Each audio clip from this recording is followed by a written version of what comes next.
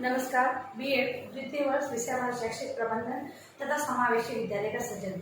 और आज का जो हमारा टॉपिक है वो सरल सारणी निर्माण में जो कठिनाइयाँ आती है उनके बारे में हम चर्चा करने वाले हैं कि जब सरल सारणी का निर्माण एक प्रधानाध्यापक या अध्यापक कोई भी करते हैं तब किन किन समस्याओं का सामना उन्हें करना पड़ता है।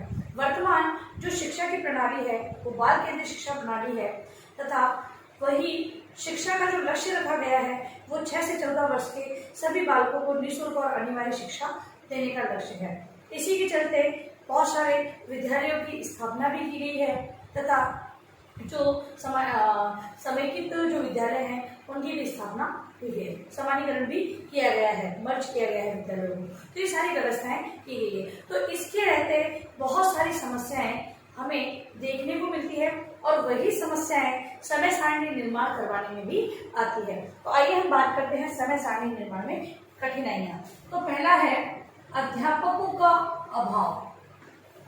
अध्यापकों का अभाव।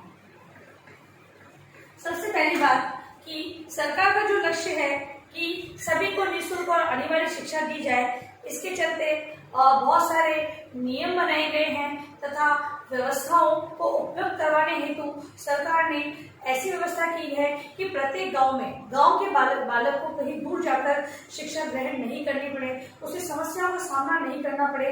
तो गांव में ही पास में ही विद्यालय खुलवाए गए हैं तथा कहीं पर ढानियों में विद्यालय हैं। तो ऐसे जगह जगह पर विद्यालय खुलवाने से समस्या ये आई है कि अध्यापक उपलब्ध नहीं है।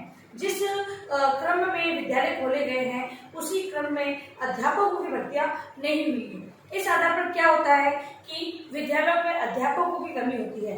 एक ही अध्यापक कक्षा 5 या कक्षा 8 कक्षाओं को संभाल रहा है। अब एक ही अध्यापक अगर कक्षाओं को संभाल रहा है तो टाइम टेबल किस प्रकार से बनाया जाए, किस प्रकार व्यवस्था की जाए। चूंकि विद्यालय में विद्यार्थी कम है तो ज्यादा अध्यापक भी नहीं लगाए जा सकते हैं और अध्यापक नहीं लगाए जाएंगे तो समय सारणी के अंतर्गत हम लोग अध्यापक को शो कैसे करें, मतलब कि कक्षाओं में शिक्षण कार्य हेतु अध्यापकों को कैसे उपस्थित रखें।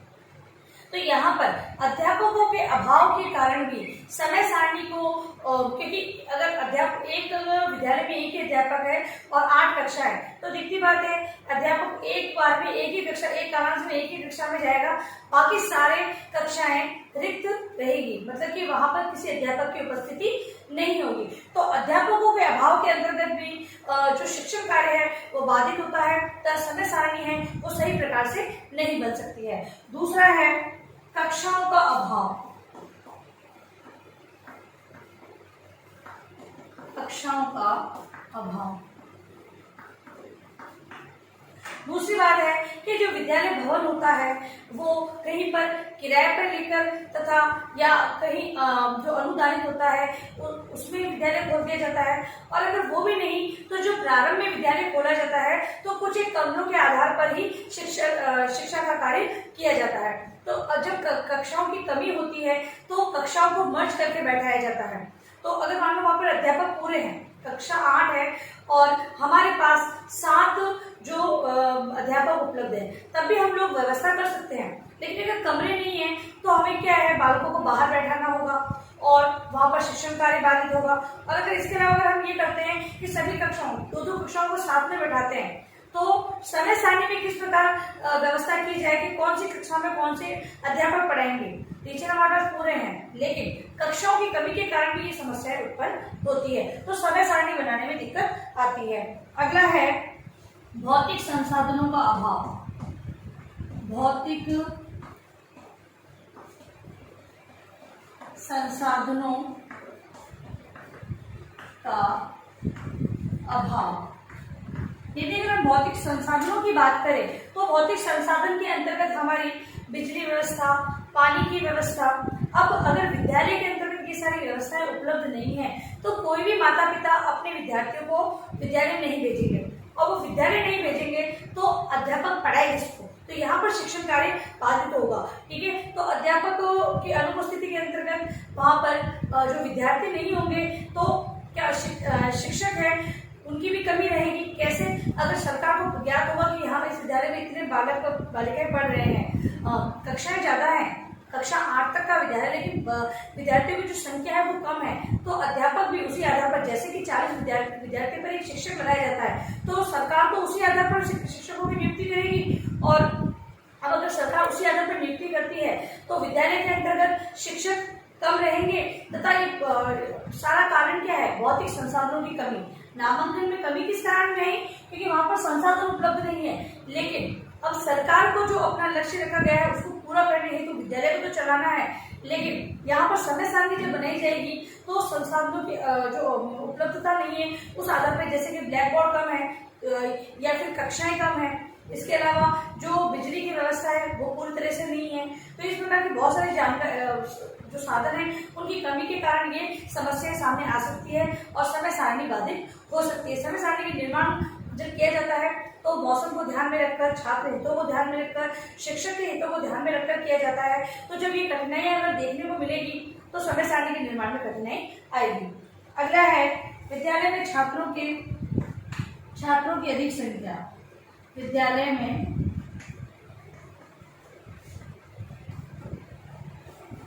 छात्रों की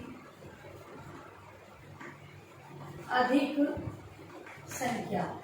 इसके अलावा अगर जो विद्यालय है वहां पर विद्यार्थियों की संख्या अधिक है तब भी हमें समय सारणी, क्योंकि अगर विद्यार्थियों की संख्या अधिक है तो और जो सरकार के ने जैसा बताया कि 40 पर एक अध्यापक की नियुक्ति की जाती है, अगर मान लो वहां पर 45 बच्चे हैं तो कक्षा में बैठाने में समस्या आएगी। इसके अलावा अध्यापक है उसके लिए कार्यभार भी बढ़ जाएगा। तो ये ऐसी समस्याएं भी बहुत सारी होती है जिसके आधार पर भी, क्योंकि हम लोग जो हमारे भौतिक संसाधन है या फिर हमारे पास उपलब्ध जो संसाधन है उसके आधार पर हमें बहुत सारी व्यवस्थाएं देखनी होती है। तो कक्षाओं को हम बांट नहीं सकते वर्गों में, अब साथ में बैठाते हैं तो वो समस्या आती है कि अध्यापक है उसे पढ़ाने में समस्या आ रही है। तो ये सारी समस्याओं के आधार पर भी समय सारणी बनाने में दिक्कतें आती है। अगला है अंशकालीन अध्यापकों की नियुक्ति। अंशकालीन अध्यापकों की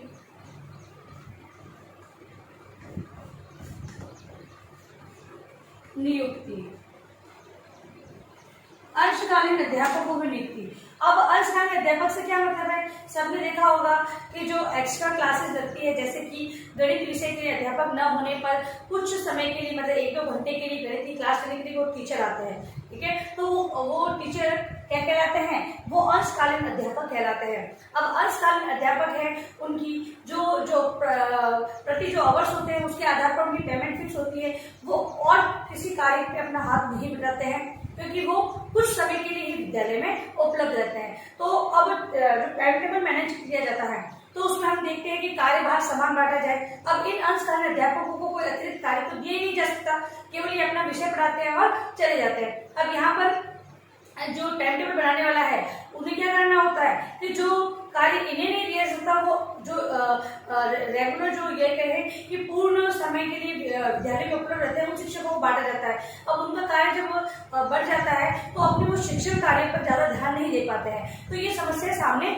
आती है। तो जो अंशकालीन अध्यापकों की नियुक्ति है उसके आधार पर भी कालांशों की व्यवस्था में बहुत ही समस्या आती है, क्योंकि इनका जो समय फिक्स है उसी आधार पर इन्हें कालांश देना है और अन्य कालांश में अन्य अध्यापकों को भेजना होगा।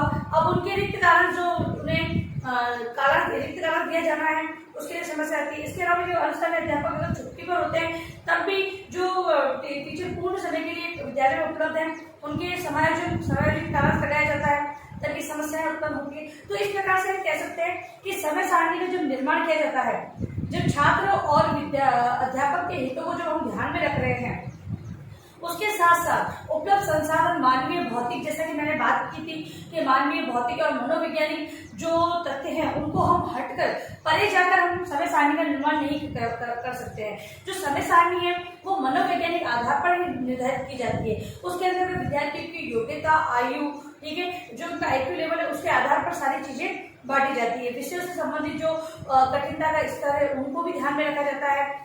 छुट्टी का जो समय है उसको ध्यान में रखा जाता है। मौसम संबंधित जो सारी समस्याएं आती है उसको भी ध्यान में रखा जाता है। स्थानीय अवकाश से संबंधित जो भी व्यवस्था होती है उसके आधार पर भी सारी जानकारी एक अध्यापक को होनी चाहिए, प्रधानाचार्य अध्यापक को होनी चाहिए। तो हम ये कह सकते हैं कि समय सारणी निर्माण जब किया जाता है। तो इन सारी जानकारियों को प्राप्त करने के बाद ही एक प्रधानाध्यापक या अध्यापक को समय सारणी का निर्माण करना चाहिए। यदि ये कठिनाइयां लगातार बनी रहती है तो जो शैक्षिक स्तर है या अधिगम का जो उच्च स्तर हम लाना चाहते हैं वो नहीं ला पाएंगे। तो इन कठिनाइयों को कम करने या फिर ये हम कह सकते हैं कि जो समस्या है उसके निवारण हेतु विभिन्न प्रकार के उपायों को अपनाकर हम लोग इन समस्याओं को कम कर सकते हैं। अब लिखिए अपना गृह कार्य प्रश्न आप लोग।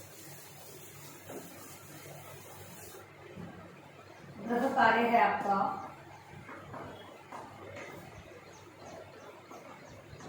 समय सारणी निर्माण में समय सारणी निर्माण की कठिनाइयों का वर्णन करें। ये प्रश्न जो मैंने लिखा है उसको आप एक लघुत्रात्मक उत्तर के रूप में अपना उत्तर लिखेंगे तथा साथ ही इस महामारी के दौर में आप लोग कम से कम ये आवश्यक कार्य होने पर घर से बाहर निकलें। यदि बाहर जाते भी हैं तो 3 बातों का विशेष ध्यान रखें। मास्क लगाएं, सोशल डिस्टेंस बनाएं और हाथों को बार बार सैनिटाइज करें। सुरक्षित रहे, सभी का ध्यान रखें। धन्यवाद।